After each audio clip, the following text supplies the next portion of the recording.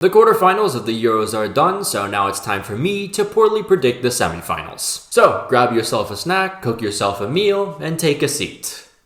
And speaking of seats, today's sponsor is SeatGeek. If you didn't know, Copa America is actually hosting a semifinal in the glorious city of Charlotte, North Carolina. And because I was dumb and didn't find tickets earlier, I'm now frantically trying to find the best deals. And it ain't looking pretty.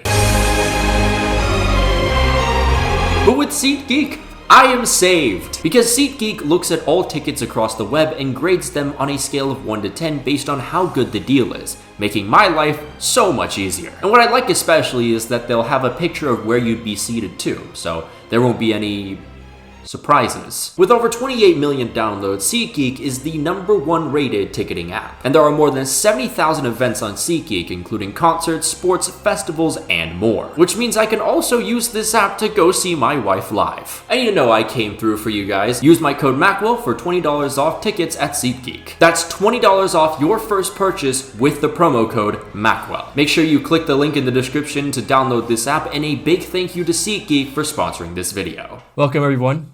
New background, not really Leipzig anymore.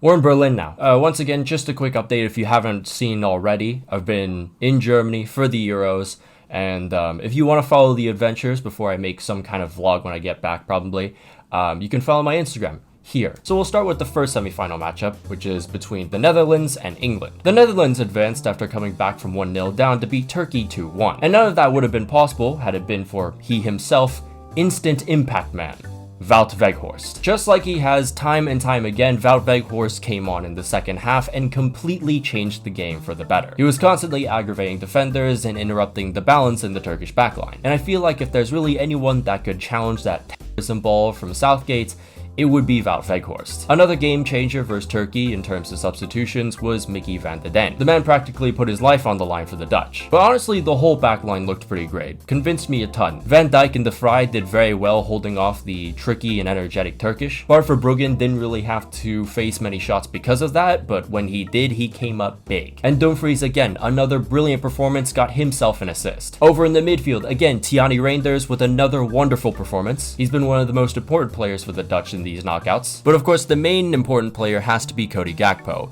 the best scoring threat for the Dutch. You know who aren't goal scoring threats for the Dutch though? Memphis Depay and Steven Bergwijn. I don't really know why in the year 2024, Ronald Koeman is so adamant on Steven Bergwijn. Now, England. What I have watched from this team throughout the entire tournament has been nothing short of terrorism ball and the purest forms of luck I've ever seen in my life.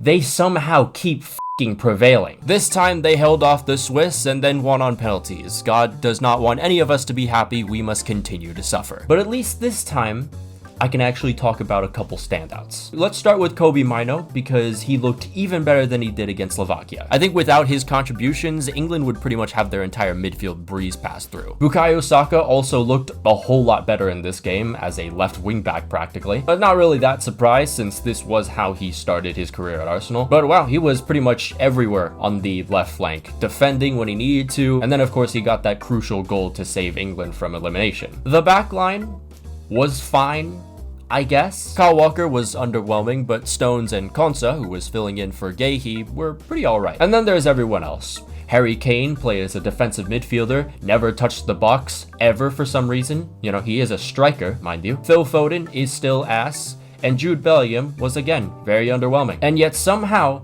this mid-ass team has made it to the semifinals. We need to reform this sport immediately. Anyways, as much as the Netherlands have grown with every game, I think the English find a way to get it done again. 1-0 win in extra time.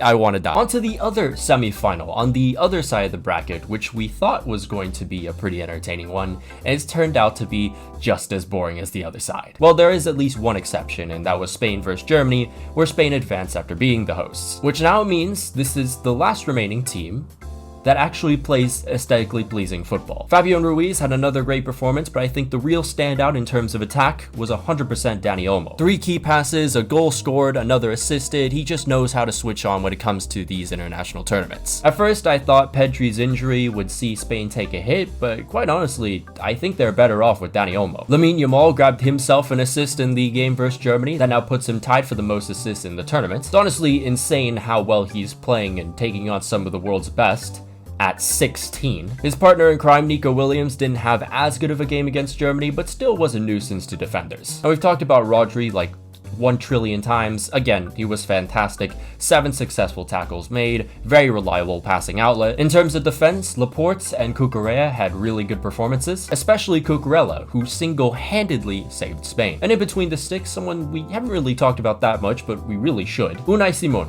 He's been having an absolutely fantastic tournament. Currently, he ranks as the 4th best keeper in terms of post-shot XG minus goals allowed, and again, he showed up when Spain needed him the most, making big save after big save. However, the Spaniards will be entering the semis with 2 suspensions. Robin Lenormand will be out due to a 2nd yellow card, but honestly, I kind of think they're better off without him. Nacho will probably take over that spot and will do just as good of a job, if not better. But the loss of Dani Carvajal, who got a red card in the last match, could pose some problems going forward. After a scoreless game in 120 minutes, the French advanced to the semis after beating the Portuguese on penalties. Which means, yes, the French have moved on to the semis, having still not scored a single goal in open play.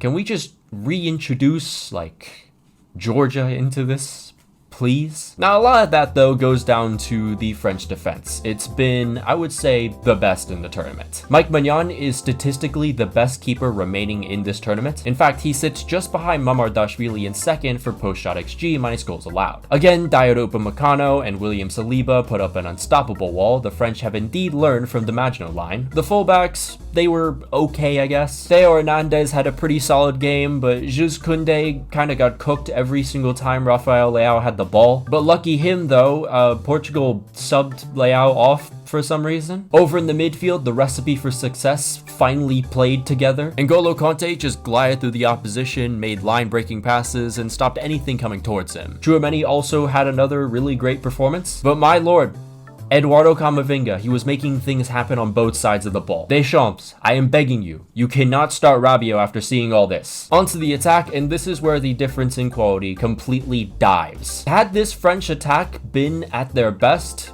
no doubt I would have the French winning this entire tournament. But the only positive from the last game, and probably all of the games really, is Ousmane Dembele's contributions off the bench. There was also that one opportunity where he pretty much took on the entire Portuguese defense, and he really should have just gone for it himself instead of passing it to Mbappe. But everyone else, eyesores to watch, genuinely. Griezmann had a decent bit of the ball, didn't really do anything with it. Rwanda, Congo, Mali, I never want to be subjected to that again. And Mbappe, absolutely non-existent. But again, somehow, despite it all, despite not scoring a single goal in open play, this team is in the fucking semis. So on to the prediction. I mean, with how most games have played out in this quarterfinal, I truly believe the gods don't want any of us to be happy. So yes, that's right. Another 0-0 after extra time, and we get France-England final. God help us all. But those are my semi-final predictions. Who do you think will be going on to the finals? Let me know. Of course, a massive shout out to all our members, including Janos Balas, Brazilian Fury, Respect the Jeff, Othman JN, Habakuk, Anazir Makalankam, Alex Rod, Alta, Miguel Munoz, Return Fire, Rory Burns, Slider Kid, Sniffer, Sako Okafan, The Cypriot 35, Not Windows 95 Man, Kentro Agatra, Big Boris the Baby Eater II, Kerbo, Unkwell, St. Terrence, Sylvia Citrus, Ryan Jans, Wise Orange, Rashford Enthusiast, Cocosaurus Rex, Le James Bronze, Samu, Just MRC, Cheesebait, Cooper Rory, The Somali Pirate, Claymore Roomba, Winder Gel, M4 Does Stuff, Finn Likes Rugby More, Davox, The Portergeyser, TPSK25, Polar Protos, Von Fan, Lucian Von Croix, Ethan Bennett Loves Kavicha, Chris Visconti, Dominic Griffin, Kyler Krebs, Mohammed El Tanib, Niche, Patrick Barley, Rashford God 5, Raspberry Ale, subscribe to Tenditem, and Unbroken Persona. If you'd like to become a member, you can go down in the description below or up in the annotations above. You can follow my Twitter if you want, follow my Instagram, where you can see the adventures in Germany. There is the Twitch. There's probably no hope that we're gonna get a live stream up until I get back. But yeah, until then, I'll see you guys.